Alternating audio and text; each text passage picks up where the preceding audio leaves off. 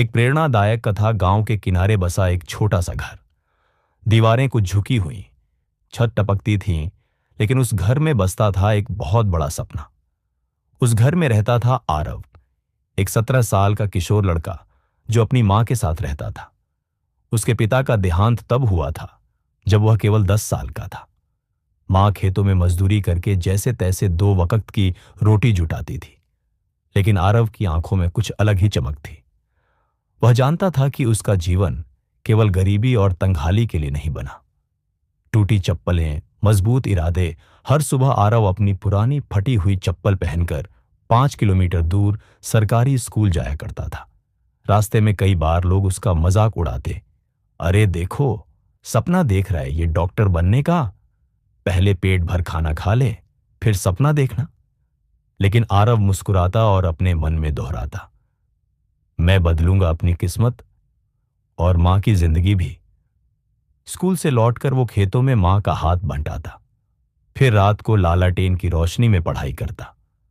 गांव में बिजली अक्सर नहीं रहती थी, लेकिन उसके सपनों में कभी अंधेरा नहीं होता।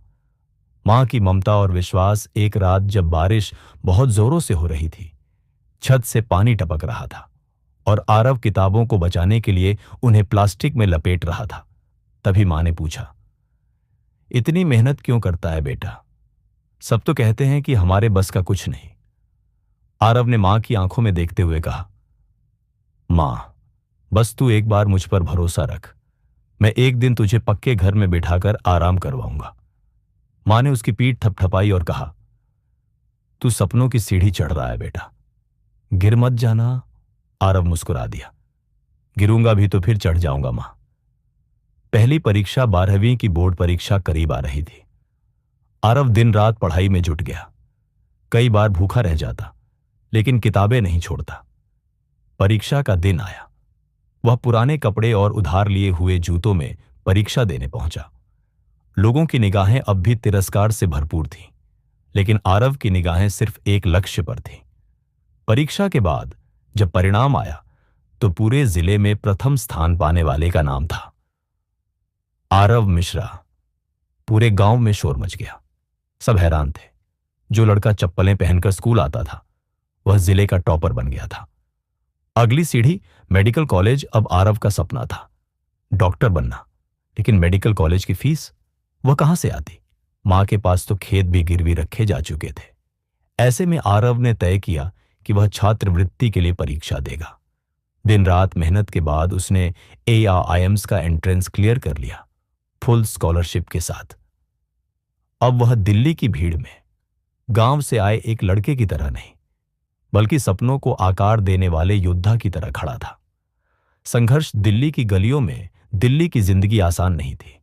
भाषा अलग, लोग अलग, माहौल अलग। लेकिन आरव ने हार नहीं मानी।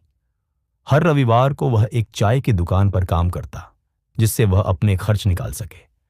कभी कभी वह हॉस्टल की बालकनी में बैठकर मां की चिट्ठियां पढ़ता, जिसमें लिखा होता, बेटा, अब तू मेरी उम्मीद है, मेरा अभिमान है। वापसी 6 साल बाद। गांव की वही पगडंडी, वही टूटी सड़कें। लेकिन अब एक कार आकर रुकी। गांव के लोग हैरान। कार से उतरता है एक नौजवान, डॉक्टर कोट में, गले में स्टेथोस्कोप। आरव मिश्रा। अब आरव मिश्रा बन चुका था। मां घर के बाहर बैठी थी। उसके चेहरे पर झुर्रियां थीं, लेकिन आंखों में चमक। आरव उसके पैरों में झुका और मां ने रोते हुए उसे गले लगा लिया। तूने कर दिखाया बेटा, तू सच में सपनों की सीढ़ी चढ़ गया। गांव का अस्पताल। आरव ने गांव में एक क्लिनिक खोल दिया। अब लोग उसे आदर से डॉक्टर साहब कहने लगे। जो कभी ताना मारते थे, अब सर झुकाकर उसके पास आते थे। लेकिन आरव ने कभी किसी से बदला नहीं लिया। उसने हर मरीज का इलाज ईमानदारी से किया। उसने गांव के बच्चों के लिए मुफ्त कोचिंग शुरू की, ताकि कोई और आरव बिना चप्पलों के न दौड़े। संदेश। एक दिन गांव के स्कूल में भाषण देने बुलाया गया। बच्चों की भीड़ थी। सब उसकी कहानी सुनना चाहते थे।